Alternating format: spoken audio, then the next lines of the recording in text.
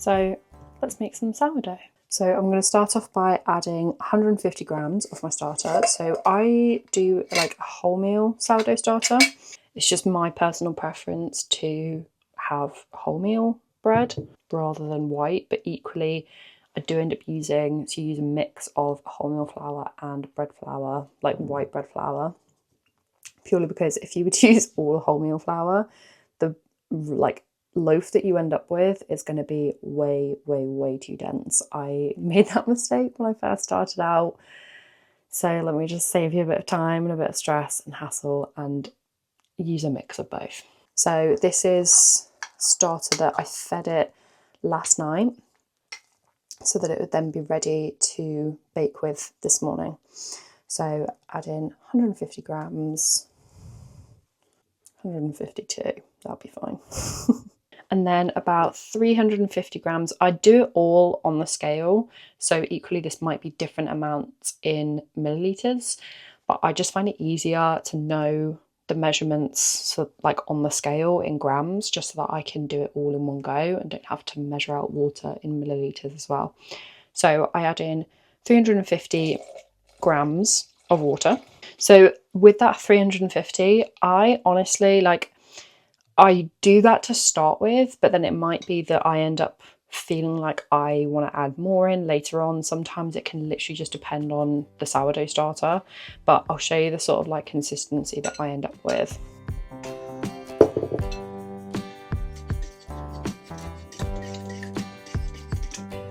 And then now for the flour. So I tend to do like equal amounts of wholemeal flour to my starter. So 150 grams of wholemeal flour.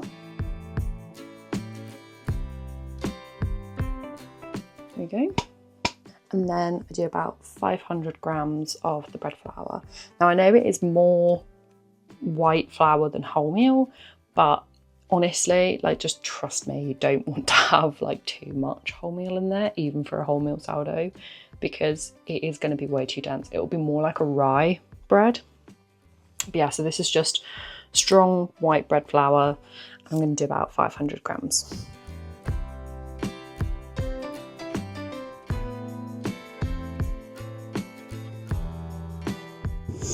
So I've gone a bit over with that. So let's just DIY this and put some back. Now I'm literally just taking from the top, so like I know that all of that is the white flour.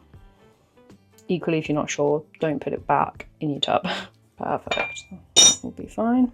And then now I add in the salt at this point, just because I actually find it really hard to mix in the salt once it's already like formed as a dough. So I do about 13 grams of salt.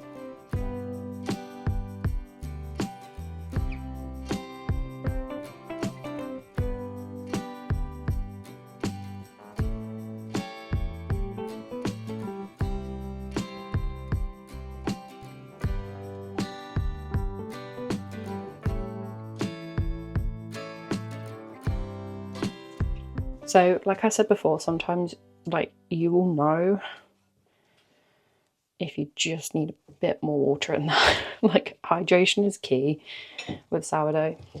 At least that's what I keep told. But equally, just the one thing I feel like I always see online is everyone just overcomplicates sourdough so much. Like I'm probably even overcomplicating it as well. Like just find what works for you and go with it. Equally, you know, like if you are doing this to have like homemade bread at home, you're not doing this to like sell it or anything like that. It doesn't matter if it's perfect. It doesn't matter if the hydration is right and if, you know, there's exact measurements in there and if you've done all your stretch and folds and all that. It doesn't matter if it doesn't completely rise. It's just, it's going to be good no matter what, really. So that is now all combined. It'll be sort of like a very like shaggy, quite sticky dough to start with. So that is the first stage done. Now I'm not going to try and get loads of this off my hands because otherwise I'm going to get really sensory and like ugh, because it's all sticking to me. Now I will just leave this. I put a plate over it and I just leave that. I put it in my boiler cupboard in the kitchen purely because that's a nice warm spot in the kitchen. But equally, find whatever works for you in your house.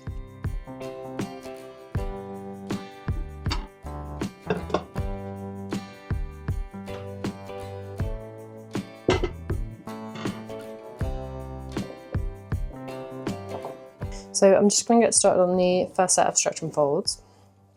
So what I like to do first, I basically have like a little pot of water or something next to me. It's basically just going to help any tools that you're using or your hands, it's just going to help everything to not stick to the dough, essentially. So I like to just scrape around the bowl, get anything else that was in there that's not included yet, and just incorporate that into the dough at this point, just so that then everything is all nice and incorporated as early on in the process as I can get it. And then literally just wet my fingertips and start the stretch and folds.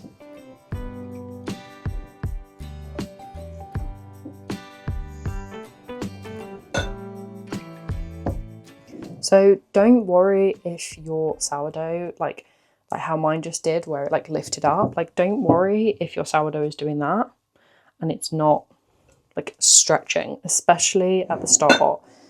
It will get more like malleable as you do this. So I just probably do a few stretch and folds, and then I'm just going to leave that again for like another half hour, 45 minutes. Essentially every probably about 30 to 45 minutes, I'm just going to do like another set of stretch and folds. I might then chuck in a couple of laminations in there.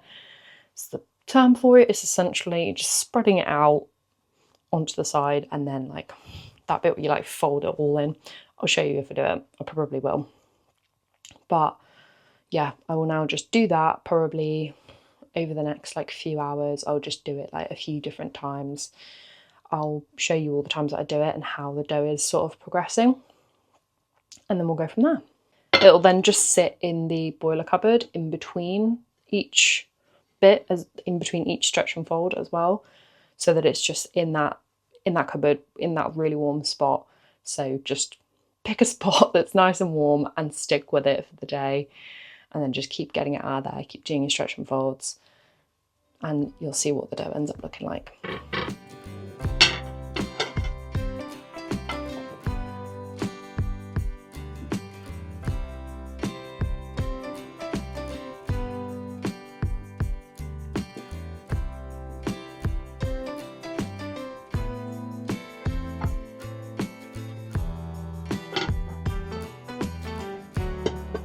So the dough is now getting like really nice and like stretchy. I think that says like the gluten develops or something. Honestly, I don't know all of like the technical like anything of it really. So I'm just going to do like a lamination now. So instead of putting flour down on the surface, because we're still trying to keep the hydration, I just put water down, and then just gonna get this out and try not to drop the bowl in the process. I have thought recently, I don't know how I'm gonna like make these things when I'm like older and can't actually lift a lot of this. I'm just gonna have to like work on my strength until I'm like 90. So I'm just gonna make sure everywhere that I am pulling this out to has water down. Obviously my surface is clean doing this. And just stretch it out into like a big rectangle-ish type shape. And then just fold the two sides in. And then roll this in. And that is a lamination. So I probably do maybe like maybe 2 of those, not like back to back. Like I'll now put this back in the bowl, put it back in the warm cupboard, and then I might do that like twice out of all of this. Like I kind of switch between doing that and stretch and folds. Some people just do stretch and folds, other people do just lamination, other people don't do anything at all. So just go with what works for you and go with what time you have as well. Like doing it this way, it is a bit more like hands-on time, not massively so. Like I probably spend literally like a minute, maybe 2, like on each bit. I probably with doing stretch and folds and laminations, the combined amount that I probably do it all, I probably do it maybe like, I'd say 5-ish times, kind of leaving, you know, around like half an hour between each one. So but equally you can see like with how the dough is progressing. So I might do one more lamination in about half an hour, 45 minutes, and then I will leave it to bulk ferment.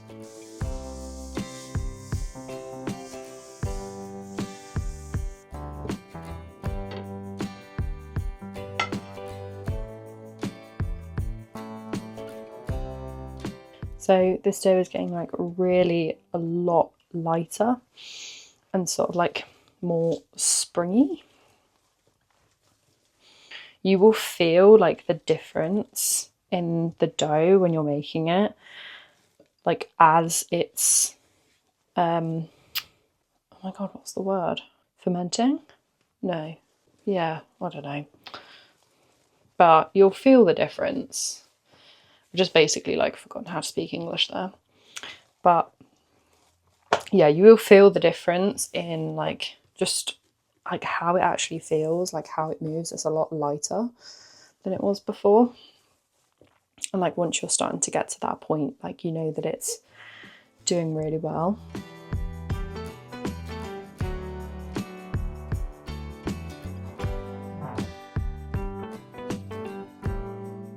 So I'm now going to leave this to bulk ferment. It is ferment, isn't it? You know when you think one thing for so long and you're like, oh god, is that actually the right word? That's what I've currently got with that. I think it's bulk ferment. If not, I will write it on the screen if that's the wrong word and I'm just going mental. But anyway, so I'm going to leave that to bulk ferment. And I'll probably leave that like, you want to kind of leave it until it doubles in size. Honestly, it completely depends. It depends on like the hydration of the dough, like the humidity and the warmth of the room, all those sorts of things. So I honestly, like I would say just keep checking it, as you don't want it to like overproof or whatever. I have done that before. I left it overnight, and then you can definitely tell the difference in the morning. Like if it has sort of like over fermented. But I will show you what it's like when I'm then going to shape it.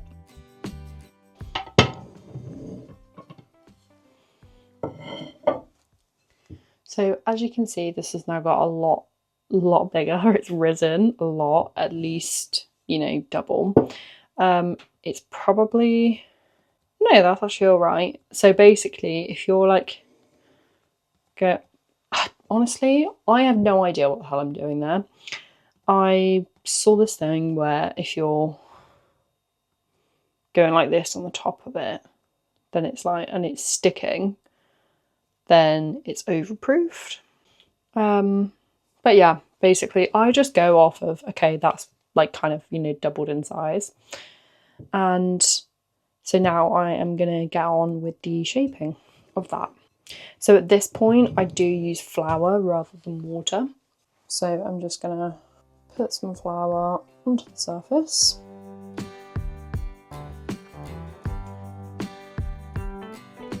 And then again here, wonder why I don't have lighter bowls.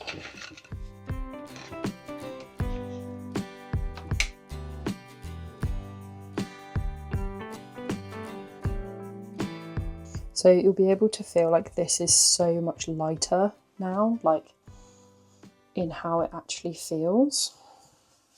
It's almost like it feels like it's full of air, which is really good. And then at this point, I basically just do the same thing of like the lamination. I try not to pull the dough so that it tears. I don't know why, I've just like seen that that's apparently not supposed to be a good thing. I don't know, but sometimes it happens, you know, just don't stress it. And then I'm just gonna fold it over exactly the same as I did when I was doing that lamination. And then roll all of this up. I'm just gonna wipe some of that excess flour out of the way while I do it. And then I'm just going to do this sort of like sweeping and like pulling. I don't actually know what this sort of method is called. All I know is that this is just like the shaping part of it, and you're like building tension on the top here.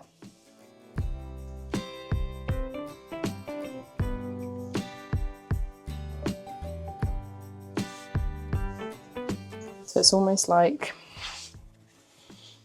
I'm scooping it round and then like pulling it back, and it's almost like tucking it in underneath. And that is just basically all then building the tension on the top of the dough, which is what you want. Because now when you press on it, like you can feel that like there's tension there, essentially. Again, I don't know all the proper terminology or anything like that. I just go with what works for me. So I'm then just going to use some of the flour that's actually on the surface already. Sprinkle that into the basket. And then scoop it up, put it upside down, and then just sort of like pinch over the bottom bit to just sort of like hold in all of that tension that you just built. I sometimes find it's like it does not want to join, but just give it your best shot. It doesn't need to be perfect. There we go. And then I'm just going to cover that up with some cling film. So honestly, most of the time it does not like to stick to it. That's okay. What I then do is I basically get like a tea towel and just sort of like wrap that around, almost just to sort of like hold that cling film in a bit more. And then that now is all shaped and going to go into the fridge to proof. I'll probably leave that at least overnight, potentially most of the day tomorrow. It's now the evening. So I tend to let it proof for kind of between, I'd say like 24 and 48 hours. I find that anything more than that, like my starter seems to be quite like strong. So anything more than like a day and a half, 2 days, and it's a really, really strong flavoured sourdough bread, which sometimes is lovely. Other times I want more of like a neutral kind of taste. So yeah, I will probably put this in for anywhere between like 24 and 48 hours, and then I will show you the next step of the process.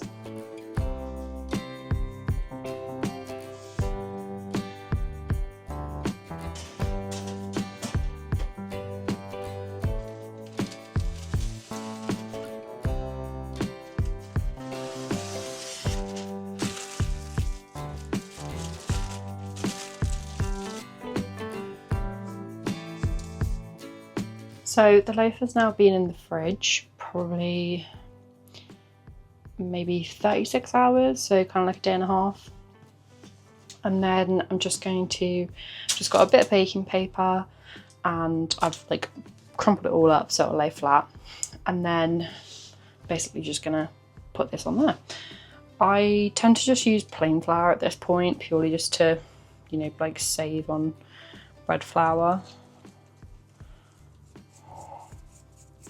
No, it doesn't need to be anything fancy. Like I know some people use like rice flour or something. I personally just go with what I have.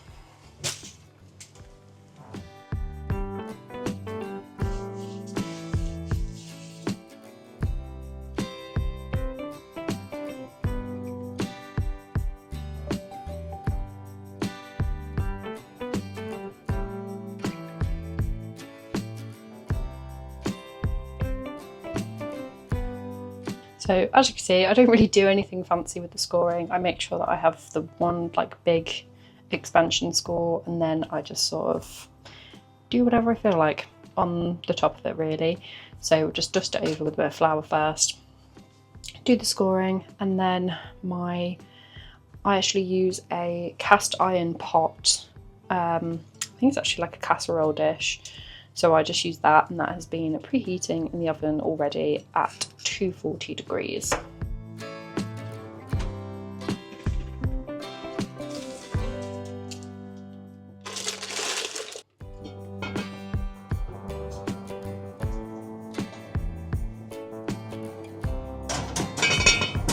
So that just goes in the oven on 240 degrees. It's a fan oven. It goes on for about 20-25 minutes with the lid on, and then I will turn it down and take the lid off.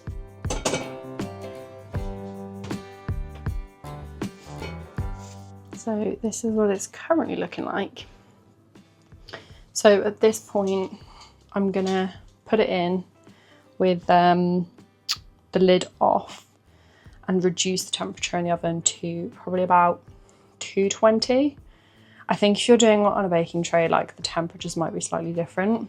I think it's been about 25 minutes that it's been in currently, maybe slightly longer. But you can always just, you know, take a look or something and see how it's doing.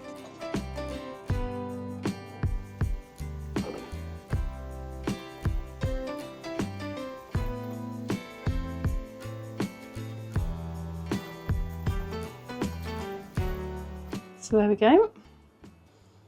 And now I will just leave this to cool for at least a couple of hours, just to make sure that it is completely cool before I cut into it. You don't want it to be like gummy when you cut into it.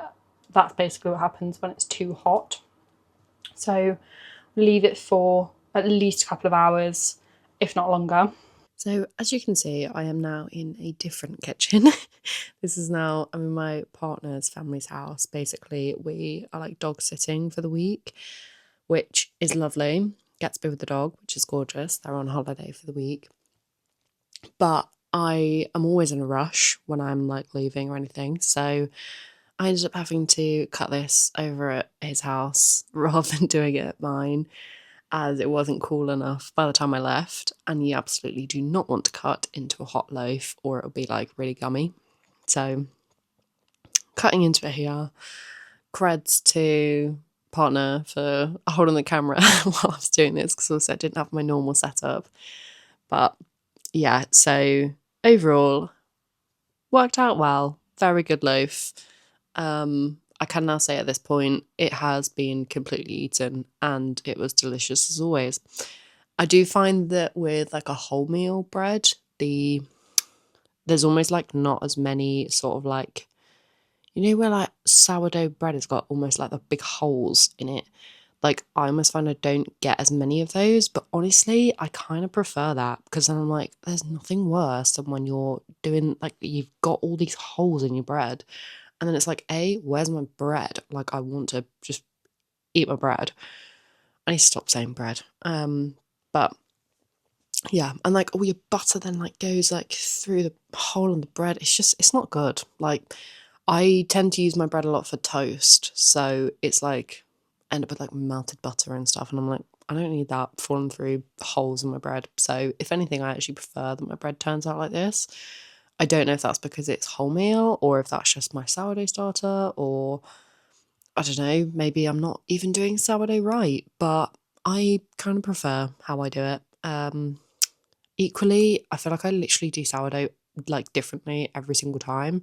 It literally depends on like what time I've got, how much like hands-on time I can have as well. Like, I do work from home quite a bit, but that doesn't just mean that I can, bake sourdough all day long.